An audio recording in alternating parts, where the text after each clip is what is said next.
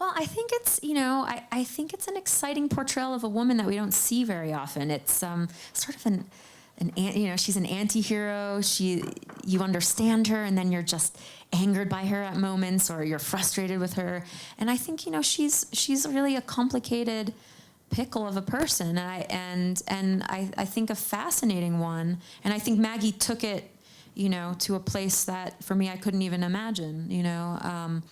But I've really enjoyed that, and I guess I'm frustrated sometimes both as an artist and as a person who watches movies and enjoys cinema. I don't really see that portrayal often, so so I'm happy to be changing that in a small way.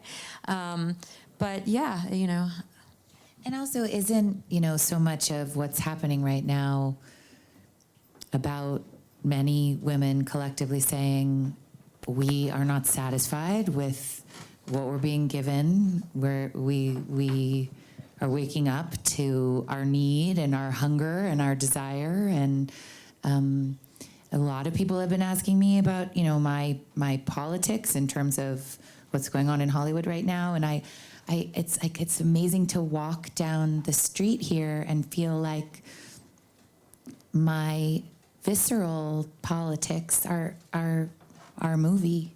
It's like. And I'm just going to add that so much of the election to me was about female likability, and this the importance of it that sometimes just sickens me, to be honest. And I've really enjoyed crafting a character that isn't perfectly likable. There was this thing that happened the first, I just went to one screening here of our movie. It was the first time I saw it with an audience. Maybe you were there, I don't know. I don't want to give, maybe I shouldn't say, I'll try and do it in as cryptic a way as possible. There's a scene in the poetry club. Should I not give anything away? There's a place where the audience laughed, really laughed at her. And I felt, to be honest, I felt heartbroken. And there's they guffawed at her. There's a vindictive feeling a little bit at this woman.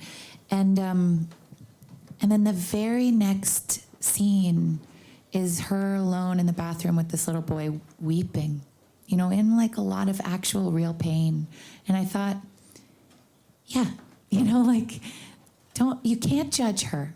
You can't really laugh at her all the way. You could maybe laugh a little. You can certainly judge some, but then there's this whole other element. And I feel like Eve said she's a complicated pickle of a woman, but what woman isn't, and I do really feel grateful for, to be able to actually put somebody like that on screen.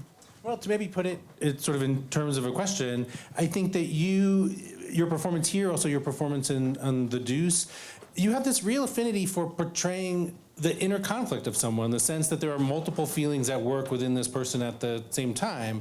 And I'm reluctant to say, what's the trick to that? How do you do that? But it does seem like something that's it's unusual to see. I assume that it's unusual to do and to perform. And is there something for you, is there a reason why you think maybe you are particularly good at that, or that you're able to convey to an audience all that's going on inside of a character like this? I guess I feel like I said, it's so rare that you get to play someone that can have 10 thoughts at once, that when you're offered that, you're like, I'm going to have them. I'm going to have all of them. Thank you, David Simons. Thank you, Sara Colangelo. I'm going to put as many thoughts as I can possibly put into this woman. It's I have a lot I want to say,